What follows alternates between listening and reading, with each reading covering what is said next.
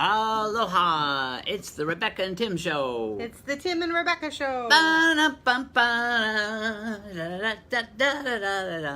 So, last night we went to this place called the Ghost Bar. The Ghost Bar. It's in Ala Moana Center at the mall. This is a plug, by the way. Total plug, but it was really cool and we had a lot of fun. And I got this glow-in-the-dark ice cube in my drink. I got the witch's brew, by the way. Some of you guys are not surprised. I got the skeleton. And so it's people that Rebecca knows that we're going to do this show in an undisclosed location. It was a horror show and it got canceled, but they're also doing a haunted house. And they're good people, and the bar was amazing. We went to the Christmas bar. Oh yeah, so there's 2 Jamba Juices in Ala Moana Center. Don't go to the one on the main level in the food court. Go to the other one, which is right across from Bloomingdale's. That map is about as helpful as who knows, but who knows? Take a look at it. It may be helpful. Maybe. I could take a picture and post it later too, but this place is really cool. We had so much fun. The drinks were fantastic. How was your drink? My drink was extremely powerful. They were powerful, but they were tasty. But yeah, the decor was amazing. And then after that, we went to our other favorite place, the Waikiki Brewing Company, which we're not going to have a plug for, and to meet a friend of an old friend, Elsa Higby, and her name is Ilsa, and I'm not going to say her last name because it's private Facebook stuff. And we were surprised because she showed up with our friend Rachel. It's a small world. It's a very small world. Ilsa's in New York City with Ilsa and Elsa. And they're doing composting, and Elsa works at the Brooklyn Botanical Gardens, and Ilsa is working on Governor's Island. She's a master composter. Anyway, it's very exciting, and it's exciting to find out that she knew Rachel, and so that was a great time. It was great. It was good to see everybody and talk story, and it was nice. Yeah, so anyways, if you want a fun treat, though, I'm going to say one more time, the Ghost Bar, because it was so much fun. They have these pictures that change. You know, there's like this woman that looks really good, and then she becomes a beast, and the decor was just wonderful. Lots of selfie opportunities. You can take a picture of yourself in a coffin, with a dead baby. Yeah. So, you know. It was everything a lot of fun. You ever wanted in a ghost bar. Absolutely. It was a lot of fun. And yesterday we also played tennis. And we had a little epiphany. We did. We went out again. We go out a lot. We went to a sushi place after tennis. And we're discussing stuff. Politics. Not discussing politics. Not discussing politics. Yeah, something came up, and our friend from the club made it very clear that she is a Trump supporter, and but no one in the club. She said no one in the club knows about this because she doesn't talk about it, because she knows that everyone else is against Trump, and she just doesn't want to deal with it. And she said, "I can't talk to liberals. I just won't. I can't." And I was like, wow, see, now that's the epitome of our problem right now. Well, it's not. It's that the same thing exists on the other side. That, there are lots and lots and lots of liberals who just absolutely will not talk to a conservative. So I said, I'd like to make a comment, if I may, as a professor of philosophy and communication, that that's our problem. Our problem is that we don't talk to each other, that we have created such a partisan reality in our world. Well, that's kind of scary. Here, we'll put it where his heart is. There it is. Yeah. Partisan reality in our world that we don't understand each other. We don't even try to understand each other. We just go, nope, don't want to hear it. Don't want to hear it. Talk to the hand. And you know what? It's kind of scary. That's kind of scary. But what was nice was that this person said that she would be happy. Rebecca said that, we need to have more discussion, and she said I'd be happy to have a discussion if people would be willing to have a discussion. And that's where this idea sort of came in, right? Right.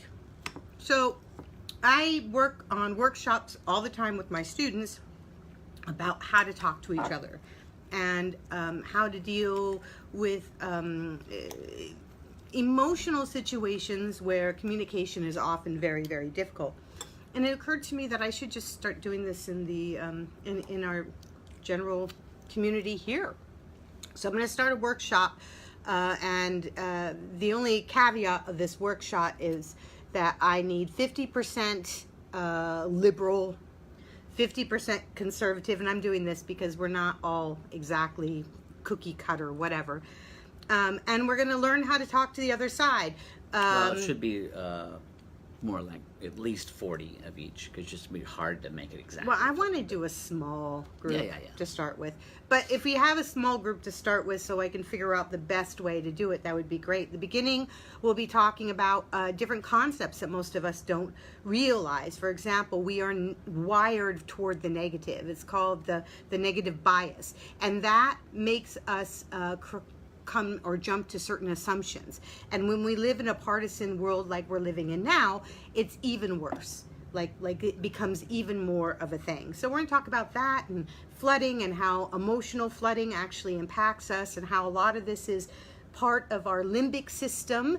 And then we're going to learn some just concrete ways to step back from our emotionality when we're talking and to find different ways to create empathy. And when I say empathy, I don't mean agreement. What I mean is understanding, which seems to be a big misunderstanding of the word empathy, which I think is another lesson we could all learn.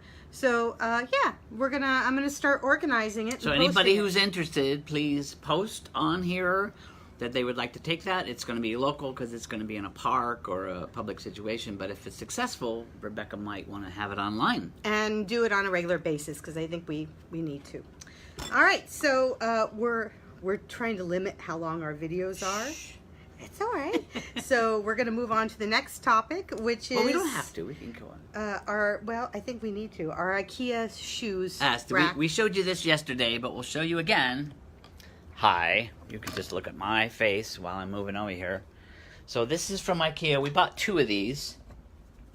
Nice shelf. It's about 8 inches wide. Each drawer comes out. And... Sorry. And you can fit about 2 pair of shoes in each drawer, maybe 3. Men's shoes, more for women. Men's shoes, yes. More for women. Yeah, because women's shoes are smaller. Anyway, it's pretty. I can't, it's here, there. See, it's got little knickknacks on it. Kind of cool. We bought 2. We don't need 2, we decided. So we're selling this. It's about $100. Anybody interested? Let us know. Otherwise, we'll post it on the Facebook. Yeah. And we want to spend the last few minutes that we have talking about the most important topic.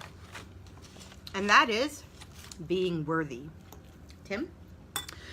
Well, I've spent my life living sort of bohemian and frugal. I was learned from my parents about frugality and not being wasteful and saving for the future and all that. But as an environmentalist, I also then kind of taught myself to not consume so much. And so, trying to be frugal and not consuming and not wanting to be ostentatious, I don't know, I end up evolving into this person that didn't have expensive things and almost thought it was bad to have that. And I think Rebecca has gone along a similar path.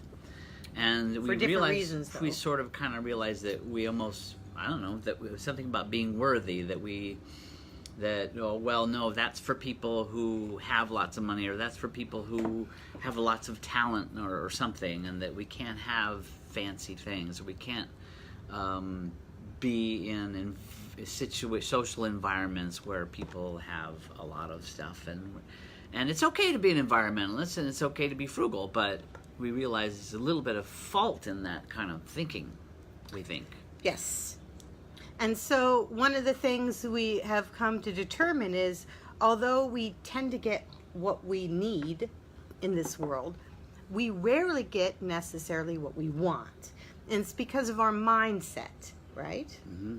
And so we're working on changing that mindset with our living situation and what we do, whether we stay here and just redecorate our apartment or we decide to move, but we're putting our worthiness of these options forward. I think it has something to do with what you were saying earlier about the negative bias. You have this immediate thought, like if I were to say, oh, well, it's really noisy in this apartment and the air conditioning is loud, but I can't go out and buy a really fancy air conditioner because that's just not who I am. And you know, it's this immediate thought process rather than going, well, wait a minute now, what would make me happier? What would make me saner?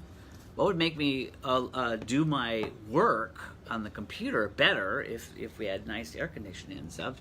So we're looking now at a split air conditioner, which might be like $1,000, $8,000. There's worthy, and then there's insane. And there's so that was our epiphany, but we're running low on time here. Actually, we are. But it actually happened at the Oahu Club, which is a beautiful place. Has a beautiful swimming pool. A lot of the members have a lot more money than we ever have in our lives, but they don't act rich and they don't dress rich, and but there's a sense of, well, we're not really worthy. We'll visit there, but we're kind of underlings, so we don't belong there. But we had a sense of belonging yesterday, or I have over the years, and Rebecca did probably for the first time, and it felt good. And so we decided we shouldn't deny that.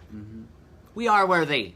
We are worthy, and so are you. Totally worthy. So take it to heart. Will you be my neighbor? Please be our neighbor. And that's it. Have a great day. Have a wonderful day. Aloha. Bye.